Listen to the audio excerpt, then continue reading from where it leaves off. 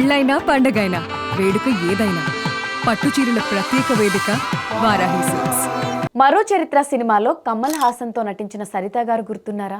కేవలం తన కళ్ళతో, వాయిస్తో ఆడియన్స్ని కట్టిపడేసిన గొప్ప నటి ఆమె. సినిమాల్లో ఎన్నో పవర్ఫుల్ క్యారెక్టర్ వేసిన సరిత గారు నిజ జీవితంలో మాత్రం ఎన్నో కష్టాలు చూశారు. ముఖ్యంగా ఆమె మొదటి విడాకుల కేసు మన దేశ న్యాయ చరిత్రలోనే ఒక సంచలనం. 1980వ సంవత్సరంలో భార్యాభర్తల మధ్య ఎన్ని గొడవలు ఉన్నా ఆడవాళ్లు మౌనంగా భరించాలి అనుకునే రోజుల్లో సరిత గారు ఏకంగా హిందూ వివాహ చట్టంలోని ఒక రూల్నే సవాల్ చేశారు.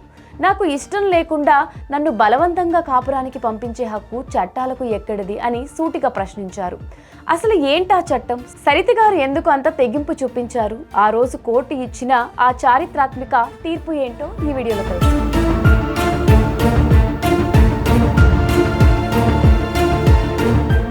అసలు ఈ కథ 1985లో మొదలైంది. అప్పుడప్పుడే సినిమాల్లో ఎదుగుతున్న సరిత గారికి వెంకట సుబ్బయ్య అనే వ్యక్తితో 1975లో పెళ్ళైంది. కానీ ఆ పెళ్లి ఎంతో కాలం నిలవలేదు. మనస్పర్ధలు రావడంతో పెళ్ళైన 6 నెలలకే ఆమె భర్తకు దూరంగా వచ్చేసి తన సినిమా కెరియర్ మీద ఫోకస్ పెట్టి స్టార్ హీరోయిన్గా ఎదిగారు. అయితే సరిత గారు స్టార్ హీరోయిన్ అయ్యాక వెంకట సుబ్బయ్య గారు కోర్టులో ఒక కేసు వేశారు. ఆ కేసు పేరు దాంపత్య హక్కుల పునరుద్ధరణ. ఇది హిందూ మ్యారేజ్ యాక్ట్లోని సెక్షన్ 9 కింద వస్తుంది. దీని అర్థం చాలా సింపుల్. భార్యాభర్తల్లో ఎవరైనా ఒకరు కారణం లేకుండా దూరంగా ఉంటే వాళ్ళను తిరిగి కలిపి ఉంచాలని, కాపురం చేయాలని కోర్టు ఆర్డర్ వేయొచ్చు. వెంకట సుబ్బయ్య గారు కూడా అదే అడిగారు. నా భార్య సరితను నా దగ్గరకు పంపించండి, నాతో కలిసి ఉండేలా ఆదేశించండి అని కోర్టుని కోరారు. సాధారణంగా కోర్టు ఇలాంటి కేసుల్లో భర్త దగ్గరకు వెళ్లాలని భార్యకు ఆర్డర్ వేస్తుంది.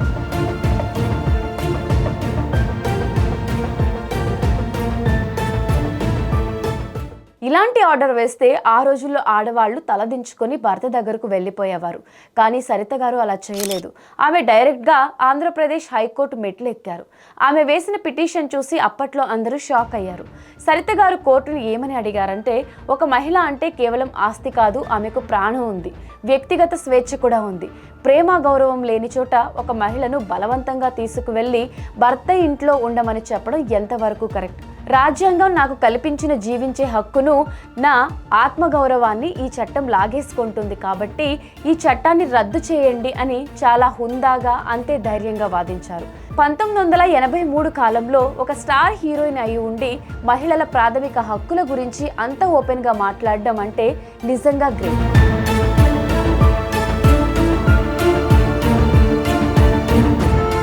సరిత గారి వాదన విని AP high court justice PA Chowdary గారు ఒక చరిత్రాత్మకమైన తీర్పునిచ్చారు. ఆయన సరిత గారి వాదనతో 100% ఏకీభవించారు. పెళ్లైనంత మాత్రాన ఒక మహిళ తన వ్యక్తిగత స్వేచ్ఛను కోల్పోవద్దు. ఇష్టం లేని బంధంలో ఇద్దరు మనుషులను బలవంతంగా ఉంచడానికి ప్రభుత్వానికి కానీ కోర్టులకు కానీ అధికారం లేదు. మహిళలు అంటే ఎవరికో బానిస కాదు, వాళ్ళ మనసు, శరీరానికి పూర్తిగా గౌరవం ఇవ్వాలి అని స్పష్టం చేశారు. అంతేకాదు, హిందూ మ్యారేజ్ యాక్ట్లోని సెక్షన్ 9 రాజ్యాంగ విరుద్ధం అని ఆయన దాన్ని కొట్టివేశారు. ఈ తీర్పు దేశవ్యాప్తంగా సంచలనం సృష్టించింది. ఎంతో మంది కష్టాల్లో ఉన్న మహిళలకు సరిత గారు ఒక రోల్ మోడల్గా మారిపోయారు. అయితే మరుసటి సంవత్సరం సుప్రీంకోర్టు వేరే ఒక కేసులో హైకోర్టు తీర్పుని తప్పుబట్టింది. అయినా సరే న్యాయ చరిత్రలో సరిత గారు చేసిన ఓ పోరాటం ఒక చెరగని సంతకంలా మిగిలిపోయింది. ఇంత ధైర్యం ఉన్న సరిత గారి పర్సనల్ లైఫ్ ఆ తర్వాత బాగుందా అంటే అదీ లేదు. 1988లో మలయాళ స్టార్ హీరో ముఖేష్ గారిని ఆమె ప్రేమించి రెండో పెళ్లి చేసుకున్నారు. వీరికి 2 పిల్లలు కూడా ఉన్నారు. కానీ ఆ పెళ్లిలో కూడా ఆమెకు కన్నీళ్లే మిగిలాయి. ఆమె ఎన్నో ఏళ్ల పాటు తీవ్రమైన గృహహింసను ఎదుర్కొన్నారు. తాను ప్రెగ్నెంట్గా ఉన్న సమయంలో కూడా ఎంతో శారీరక, మానసిక వేదన అనుభవించానని ఆమె రీసెంట్గా ఒక ఇంటర్వ్యూలో చెప్తూ కన్నీళ్లు పెట్టుకున్నారు. కేవలం పిల్లల భవిష్యత్తు కోసం 24 ఏళ్లు ఆ నరకాన్ని భరించి చివరికి 2011లో ఆయనకు విడాకులు ఇచ్చేశారు.